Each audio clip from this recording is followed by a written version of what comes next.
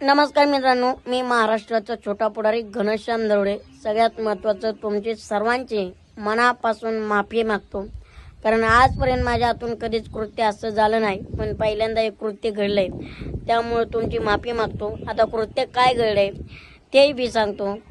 नाशिकचे म्हणजे आताचे जे मंत्री आहात, कृषी मंत्री माणिकरावजी कोकाटे साहेब यांच्या सभेला मी गेलतो. सभा केल्याच्या नंतर मी सांगितलं होतं निवडून द्या निवडून द्या. त्याच्यानंतर ते निवडून आले, पण सभा ती व्हायच्या आधी सत्तेत नसताना ते म्हणायचे मी शेतकऱ्यांचा पुत्र आहे, मी शेतकऱ्यांसाठी लढन आणि शेतकऱ्यांसाठी उभा राहणार. आणि दुसरी गोष्ट म्हणजे कसं असते, माणूस कधी कधी फसतो, त्या गोष्टीची जाणीव बी होती. मी सुद्धा फसलेलोच आहात. मला वाटलं खरंच शेतकऱ्यांचं पुत्र आहात, तळमळ असेल. मला वाटलं नव्हतं सत्ता मोह राजकीय एवढा बदल करतो की शेतकऱ्यांच्या जीवावर निवडून यायचं आणि शेतकऱ्यांनाच त्यांची खरी अवकात दाखवायचे. म्हणजे शेतकऱ्यांच्या अवकात नाही दाखवायचे, शेतकऱ्यांना या नेत्यांच्या अवकात दाखवायचे की आमची अवकात काय आहे, आमचे विचार शेतकऱ्यांच्या बाबतीत काय आहे, हे मला वाटलं नव्हतं. दुसरी महत्त्वाची गोष्ट, शेतकऱ्यांनाही म्हणणार नव्हते की ओसाड पडलेली गावची पाटील की कृषी मंत्रीपद. दुसरी गोष्ट, मला कधी विचार केला नव्हता, मी अजूनही विचार करू शकत नाही, एखादा माणूस जंगली रम्मी खेळू शकतो का, ते बी विधान भवनात.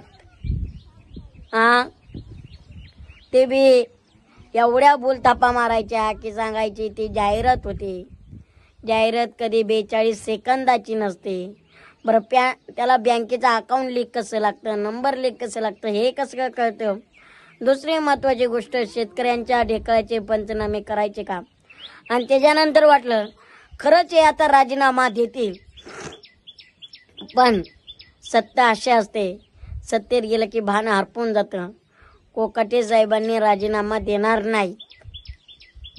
पण मित्रांनो, खरंच मनापासून तुमची माफी मागतो. इथून पुढं माझी चूक अशी होणार नाही, कारण प्रत्येक माणसाला चूक सुधारण्याची एक संधी दिली पाहिजे, आणि तीच संधी मी तुमच्याकडे मागतोय. मला लई अपेक्षा नाही, एकच अपेक्षा आहे, तेवढी चूक सुधारायची संधी द्यावी आणि इथून पुढं अशी चूक होणार नाही. आणि कोकाटे साहेब, तुम्ही राजीनामा द्या किंवा नका देऊ, पण तुम्ही आमच्या नजरेत, शेतकऱ्यांच्या नजरेत, सर्वसामान्यांच्या जनतेत कृषी मंत्री राहिला नाहीत. तुम्ही फक्त सरकारसाठी मंत्री आहात, तुम्ही सरकारसाठी ते पद सांभाळण्यासाठी आहात, पण आमच्यासाठी तुम्ही कृषी मंत्री नाहीत. कारण तुम्ही काय योजना आणल्या काय नाही आणल्या ते आम्हाला माहिती आहे.